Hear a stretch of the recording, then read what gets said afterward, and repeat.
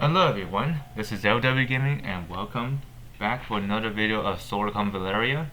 And today we're going to be taking a look at what has been added for this week's weekly update, to say the least. Let's see, what do we have in the events here.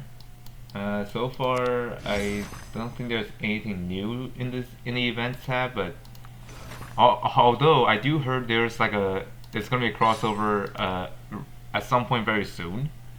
Like by the end of the month, I believe. But anyways, so what I want to talk about is that there's going to be a crossover with Delicious in Dungeons series. Yep, Convallaria is going to do a collaboration for the very first time with Delicious in Dungeons. Yep, I've been actually talking about this for I think a long while now, and we haven't got that collab just yet until recently because it got teased in the in-game page.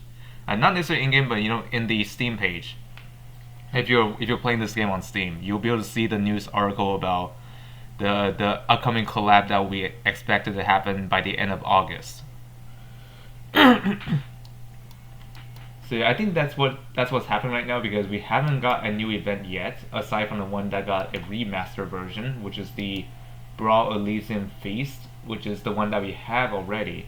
And also, I don't know if I'm able to do the final stage, because last time I was not able to record that because technical difficulties, and also the game, the difficulty pacing is just not right at that time. So since I am well prepared, I might be able to do that, but right now I'm not sure, because there are a lot of things going on in IRL for me as of currently. Like, I'm still looking for an opportunity for an actual job. But anyways, believe it or not, YouTube is not currently my job at the moment, but I am trying to get that as a job, but it's not happening yet. But hopefully at some point in the future that might be a job. But another thing to note is that in my current location, I'm kind of feeling I might be at risk of wildfire, because I've seen a lot of crazy things going on in the world, where wildfires have happening everywhere, especially in the areas that are too dry, and the fire will just ignite there, which is not pleasant to see. And also, every time I think about it, it really haunts me. I just hope for the best here, because I just do not want to have this problem way too many times, I mean, there's been a lot of times when wildfire appears, especially in summer, which makes sense because summer is hot. Anyways, there's a new Destined banner, or known as Get Together banner, featuring Inanna and Edda. Yeah, these two of the classic units have returned as the form of Destined units.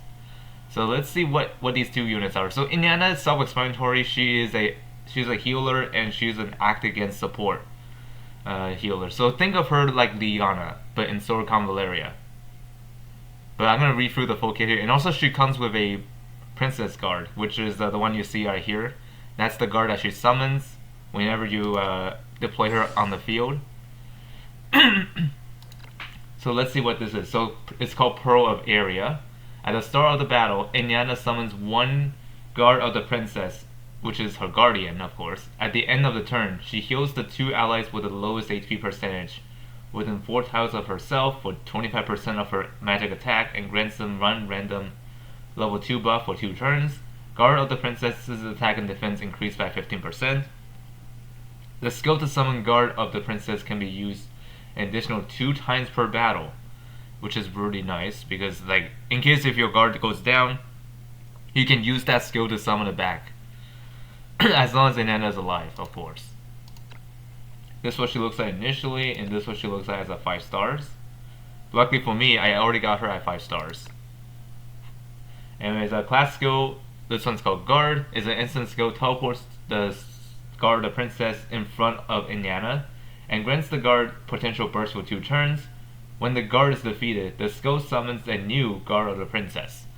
So yep, just like that, this skill is actually enables her to teleport her guard that's already existed on the field back at her side, or if your guard ends up being dead on the field, you can use this skill to get it back. which is kind of funny to think about because usually this doesn't seem realistic, but hey, I guess it works. Next up we got is Princess's Comfort. This is a healing skill for Inanna.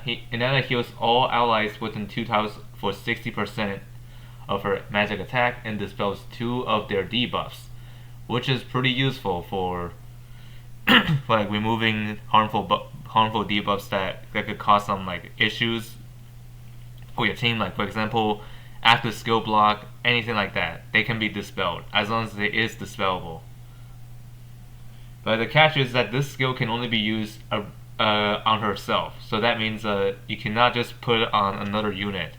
No, it has to be on herself within 2 blocks of the unit you're trying to heal. So keep that in mind when you're using this skill. We also have Princess's Prayer. This is the act against skill. And this will grant the ally that you chose an extra action. And this will grant the ally attack 2 up, magic defense 2 up for 2 turns. And if the target is the guard, for whatever reason, if you want to act against the guard is going to be able to heal for 60% of her magic attack.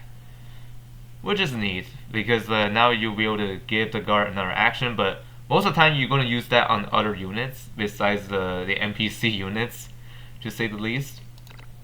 I mean, there's an option if you want to. Battlefield Trial is a reaction skill. Decrease damage taken by 8%. For each character defeated within 5 towers around the character, increases M attack by 6%, this can be increased up to 30%. Pretty solid reaction skill. And finally we got Flight of the Princess. Basically this one sacrifices 90% of her HP to dispel all debuffs, and she gains invisibility, which is basically prevents enemies from attacking her, of course. But however, she is vulnerable to AoEs, so be careful. And during this phase, her healing is going to get increased by 50%, which is with healing 5 up. And then it expands the range of the trait skill by 2 times. So now that the trait usually be like 3 tiles, I think. No, 4 tiles. Now it's going to be increased to 8 in this phase for 2 turns. And she heals all allies within range. All effects last for 2 turns. So as you see there, this is a really powerful skill, but at the same time it's also risky to do because you're sacrificing 90% of her HP, which could put her at a danger zone or dying state. So you use this carefully, because this is not like you heal everyone and don't care about anything else. No, you have to watch out for Inanna's HP as well, because her HP will be very low when you're using this. And the faction she's part of are Area, which makes sense because she is the princess of Area. She's also part of Discipline, as well as Sword Convallaria, and so is her SP form of Inanna. And speaking of SP Inanna, she's going to be staying here for 1 more week, so if you don't have her already, please get her. But if you want the collab desperately, well, I should say, if you want the collab more than anything else, I would say save, because you don't need to pull for anybody at the moment, because we got a confirmation of the collaboration very soon. So I think the smart idea is to just save. Don't spend it just yet. Because these characters will come back, but the collabs, I'm not certain that they're going to come back or not. So worst case scenario, they may not return, so just keep that in mind. Kind of like Languisher, how they handle collaborations. Okay, next up we got Edda, or Edda, depending on how you're going to pronounce her. So anyways, Edda, this is what she looks like initially, and this is what she looks like as a 5 stars. And Edda is a versatile support unit on offense, which basically like her trait is called Catching Fire. Increase Edda's attack by 12%. She performs assisting attack against all enemies within 5 towers of herself, dealing 40% physical damage. The skill can be used up to 2 times per round, and this is pretty helpful for like a for like assisting battles. So like when the ally attacks while Edda's nearby, she's going to help you out by doing more damage to them, but only 40% physical damage, just for balancing. And also, she also has a Guiding Gleam, which is a support skill, grants all allies within 3 tiles of Edda damage 3 up, magic defense 2 up, and move 1 up for 3 turns. And she dispels disruption from the targets. So yeah, these buffs are pretty nuts here.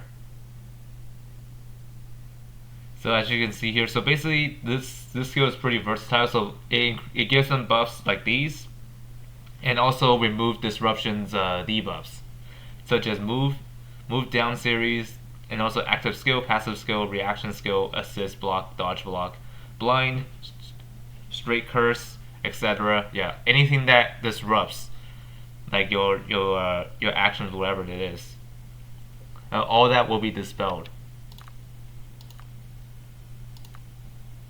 Next up we got is reaction skill, which is the shelter advantage. It's a reaction skill, decreases the damage taken by 40% if there is any item within 1 tile around the character. So it doesn't matter which item it is, as long as it's interactable or like a box, I think. I think mostly food item or potion, wherever those ones are. These will qualify as an item nearby. So make sure you're standing next to one, at least 1 tile apart. I mean, within 1 tile, I mean. So when that happens, Edda's gonna take less damage. Next up we got is the class skill called Barricade Fight. It's a passive skill. If there is any item within a 1 tile radius of the character, increases attack by 15% and allows the character to move again by 2 tiles after initiating an active attack. So this skill is pretty helpful to get around the map. So you can attack someone in range while standing next to an item, and then you can use that to move again afterwards. But however, this is not treated as an act again, by the way. It is only there as a retreat option. Next up we got Wine Barrel Casting. It's a 4-turn cooldown for this skill. It's an instant skill. Edda deals 20% damage to all enemies within a 1 tile radius of the target, and changes the tiles to liquor. So the liquor effect is a straightforward thing. Basically, it reduces their speed, which will manipulate the turn order, by the way. So liquor basically reduces the speed by 150, movement by 1 tile, and magic defense by 40%. So basically, not only they reduce their mobility, also reduce their magic defense, their speed is also slowed down too, which makes them slower to take their turn, which is pretty useful for like against enemies that has like a high speed that could take advantage against you. So yeah, use this Wine Barrel to slow them down. And then Take Arms. It's a support skill. Other allies within 4 tiles of Edda restores 1 NRG. When she performs an assisting attack, her damage increases by 130%. Increases the maximum number of times the effect can be triggered per turn by 2. The effect lasts for 1 turn. Very helpful there. Basically gives herself support as well as the allies around her, and then other allies within 4 tiles of her will get 1 energy back, which is nice. As for factions, she's part of Area, which makes sense because she's one of the members in the Area region, or that area. And she's also part of Drifter, and as well as Discipline. And as far as everything goes with my roster, I got both characters already, so I have no reason to pull for this. So yeah, that wraps the video here. And also, I'm not sure if I'm gonna do this one yet, because this one is gonna be going away by the 14th, which should be around the same time as Inanna debut banner leaving as well. So this banner is really helpful for those who need like a character that they don't own yet.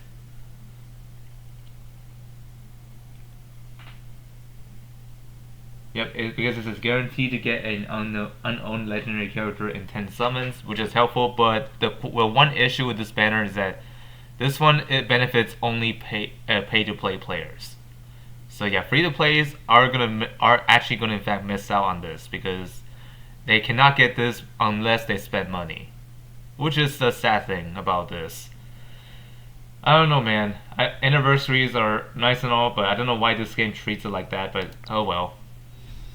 It is what it is, I guess, because some games does treat you well for anniversary, while others let's just say not so much.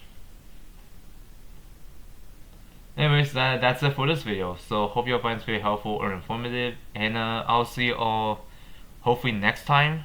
I'm not sure what's gonna happen in the future because things have changed for me. Anyways, see you all next time.